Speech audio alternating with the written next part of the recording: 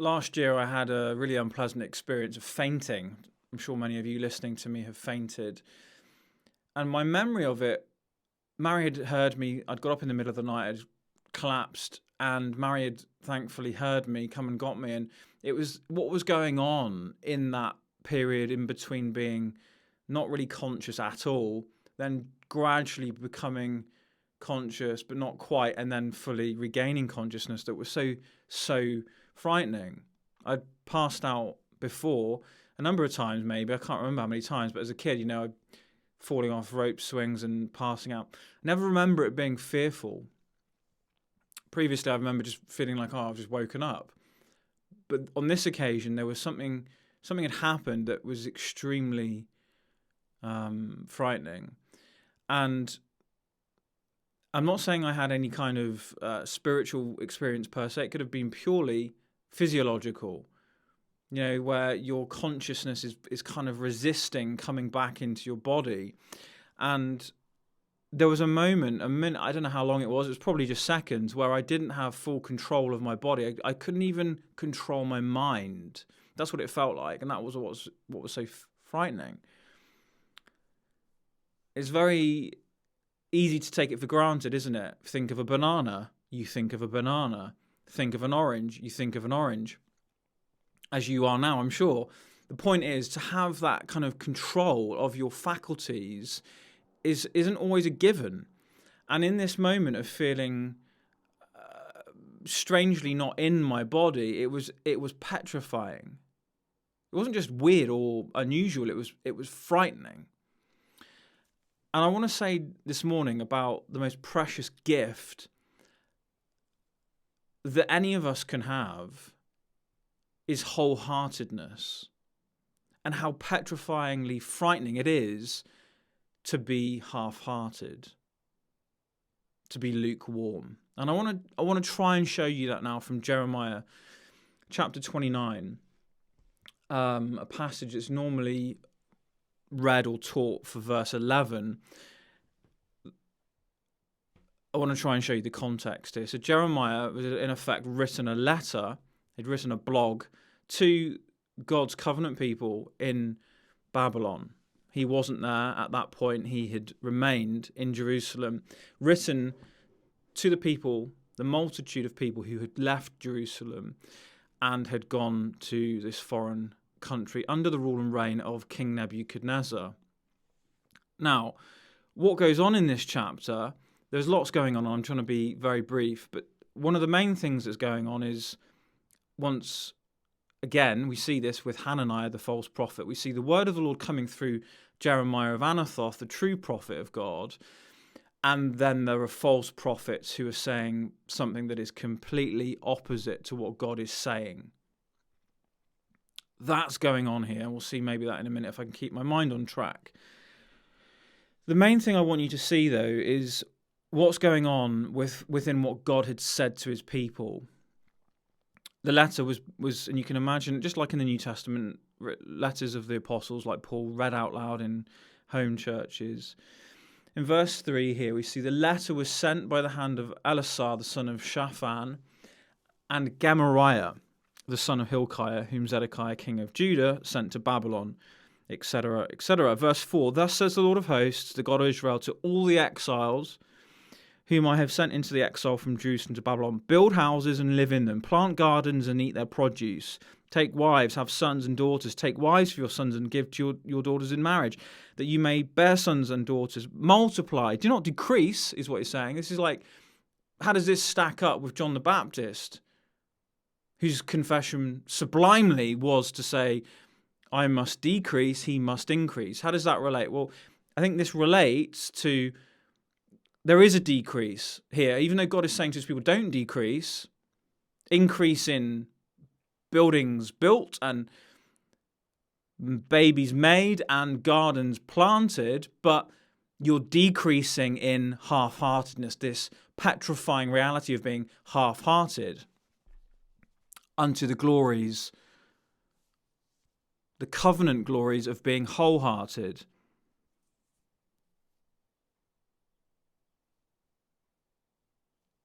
Do not decrease. That's the last bit of verse 6. Verse 7, but seek the welfare of the city, or the town, or the village, wherever I have put you, my people.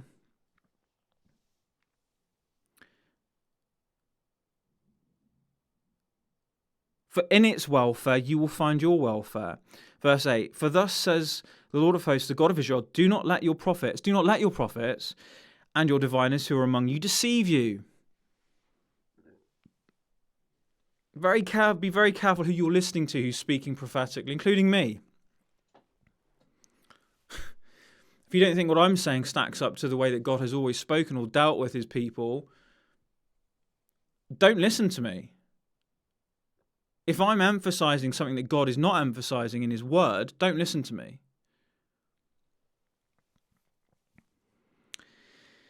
Do not let your prophets and your diviners who are among you deceive you, and do not listen to the dreams that they dream.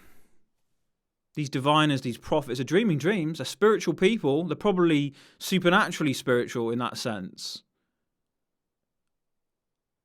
No one's denying dreams are dreamt. But is God speaking through them? Shemaiah, Hananiah.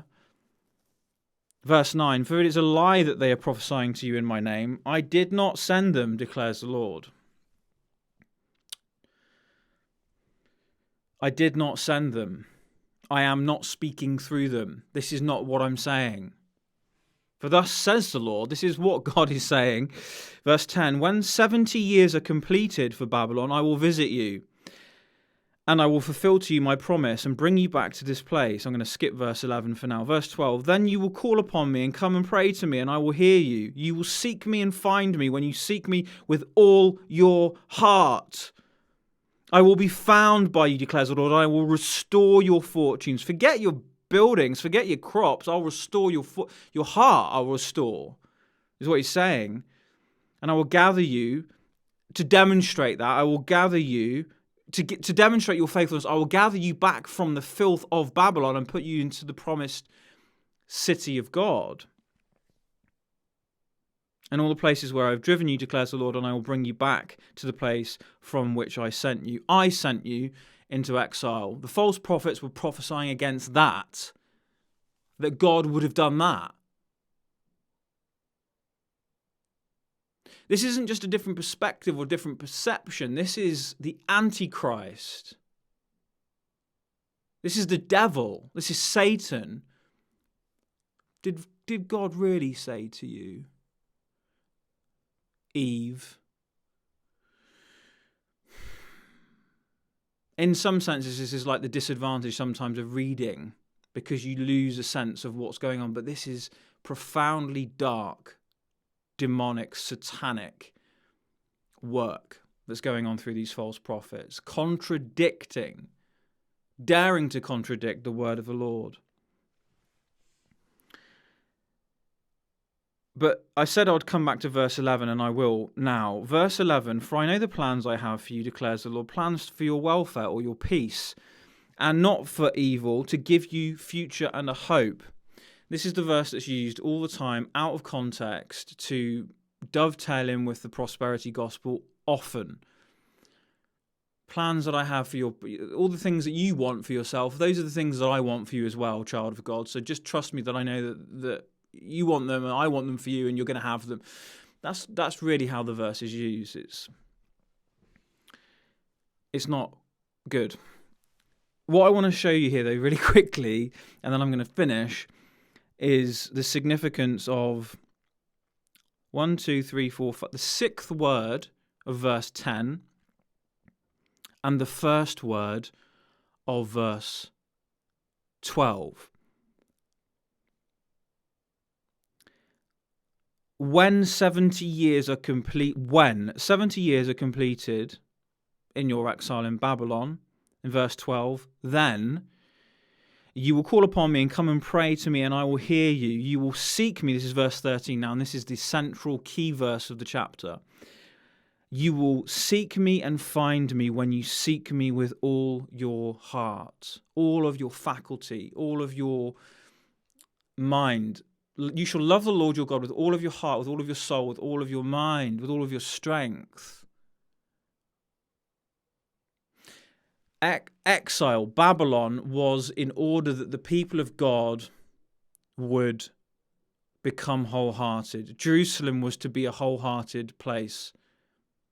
Babylon was the place in which they learnt to be wholehearted again. To come to terms with the fact that they hadn't been wholehearted, that's what their exile was for. That was the consequence. Much like affliction is the only way often that the people of God ever learn anything, so too is it true today that there is a comparable reality of being in exile. Whether or not you agree with my position on the church, membership, etc., or not, this is the principle that I think is undoubtedly clear, is that God's desire for you and I is to be wholehearted, to seek him, and that isn't something to be manufactured. That is only a gift. It's only a grace and a mercy. It's a gift to be wholehearted. But we're to see the horrors. And again, if you read this chapter in your own time, you'll see that language. The horrors that the people of God had become to the other nations as a testament to what happens when you're not wholehearted, when you forsake covenant.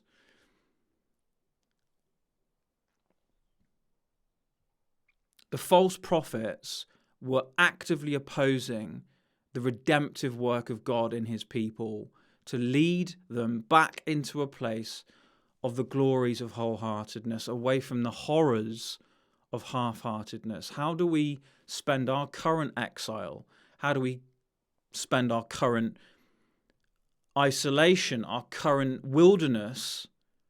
I say much more about all of this in a book that I'm nearly finished at the minute, but for the time being, this still makes sense on its own, that the purposes of God for his beloved people, the glorious ones in whom were all his delight, Psalm 16, was that they went into a foreign land that was full of idols, spiritual filth, in order that they would be healed from the petrifying reality of not being wholehearted, of being half-hearted, of being lukewarm.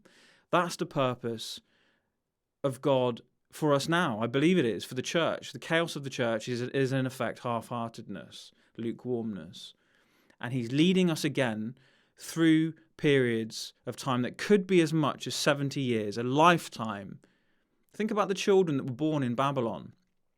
Only those who were 60 years into that would have been able to have really no memory of Babylon. The vast majority of the exiles would have had to accept that this was their lot. This is where they were going to be. This was their life. Today, we don't know when Jesus is coming back. We have to assume that it's not going to be in our lifetime. And therefore, to pray for the benefit and the welfare of the places that we live, whilst coming to terms with the fact that we have not been, and most likely now are not, wholehearted. He's delivering us from the horrors of half-heartedness into the glories of being before him in wholeheartedness.